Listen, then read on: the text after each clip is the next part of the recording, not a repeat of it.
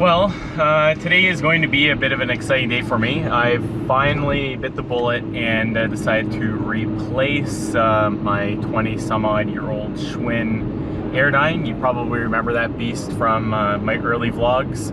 I just ended up killing it. I couldn't get any replacement parts for it after I broke the crank, and it's just sort of sat in my living room collecting dust ever since. But today I bit the bullet and found a good clearance on something that's kind of similar to the Schwinn Airdyne. It's called the XM Air Bike.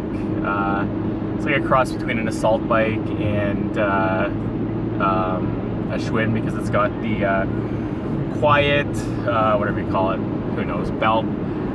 Anyways, that's at least what the marketing says. I'm just excited I'm gonna be able to get in some solid cardio from this thing. The last probably 2 weeks have been really difficult. Somehow I managed to really aggravate some ongoing foot issues I've been having. Now the rucking I've managed to keep up with. I'm still doing exercise every day.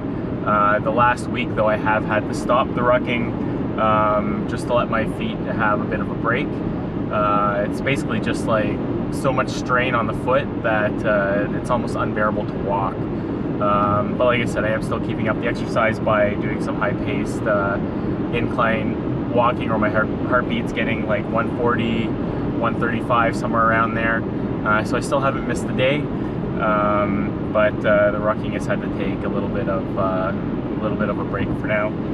But yeah, I'm gonna be picking up this bike, and super excited about it, and scared at the same time, because it's been quite a few months before I've gone on one of these things. Diet. Now, for the last few months, I've been sort of doing this like dirty keto type of regime. What I found with keto is, one, well, it's not really keto. If I say it's keto and somebody out there is doing keto, they're gonna be like, you're not doing keto, so don't say you are. You know, they take it very seriously. I don't take it that serious. But anyways, I'm doing basically super low carb and super low carb intake. And what I found was, you know, you lose that initial maybe 5 to 8 pounds when you jump from you know, regular eating to low carb eating. But most of that weight is just water weight. It's not like a sustainable type of weight. You know, I can almost guarantee that when I jump on low carb, I'll lose, you know, that 8 pounds within 3 or 4 days. And as soon as I jump off of low carb, I'll regain that 8 pounds within 3 or 4 days. And it's 100% water, because you're taking a leak like every 30 seconds. It is what it is. So those initial humongous drops people get from it, it's probably just water weight. Now, what keto does do for me, I don't know if it does this for everybody, but what it does do for me is it gives me like, makes me feel full. You know, it gets rid of the cravings. You know, if I'm eating the same amount of calories like regular eating, not taking close care of my carbs, you know, I could eat, you know, 2,000 to 3,000 calories and still be like craving more food or being hungry. Now with this dirty keto, if I like start off the day with like a couple sausages, a couple pieces of bacon, a couple eggs, and some cheese, which may only be about 650 calories, I'm like good to go till mid to late afternoon. Like I don't even have to have lunch. And so that's what keto does. That's what this dirty keto does for me, is it allows me to regulate my appetite much easier than on a carb diet. Now, getting off of keto, which I've been trying to do for the last couple of weeks, has been difficult because, number one, I swing into these insane sugar binges. Now, a lot of stress also, you know, attributes to that. You know, it's kind of a safe place to be. It's something that's familiar and it relieves stress, so that's a contributing factor. But I just can't seem to break it. So what I'm gonna try now is doing like a I really did not want to do this, but I'm gonna give it a try anyway. I'm gonna do like Sunday fun days where I'm gonna have the carbs on Sundays and get away from the carbs the next 6 days of the week. And like I said, for you ketoers out there, yes, this is not keto, but it is low carb, and my goal is not to have a keto diet for the sake of a keto diet. It's to control my appetite and to control my cravings, which this type of thing is doing for me. So that's why I'm doing it the way I'm doing it.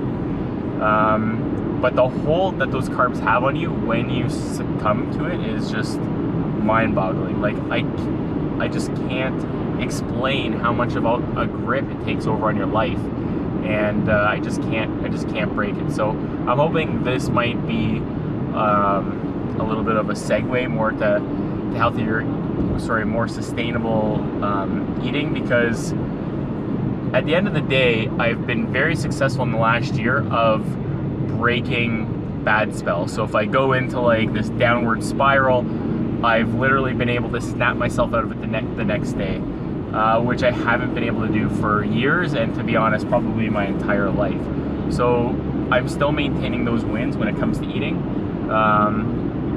but I'm still having these huge downfalls when I do succumb to the carbs. But yeah, that's pretty much where I'm at right now.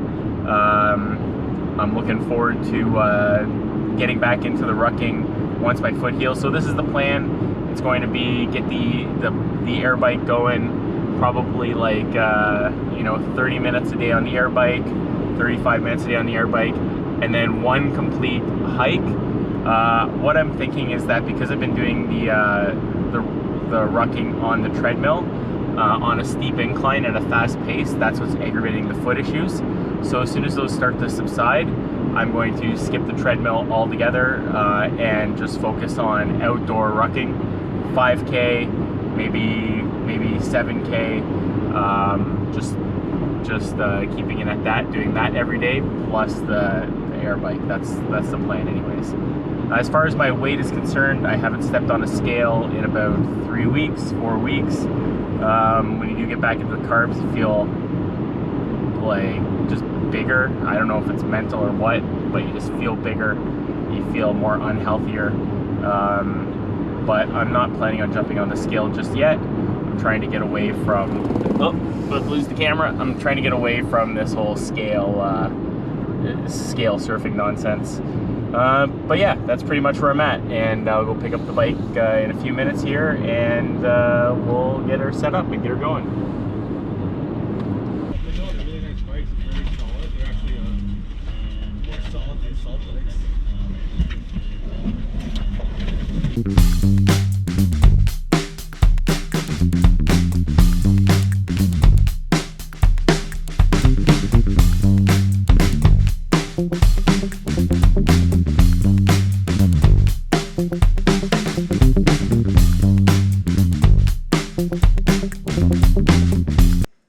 So nice to have the air bike back.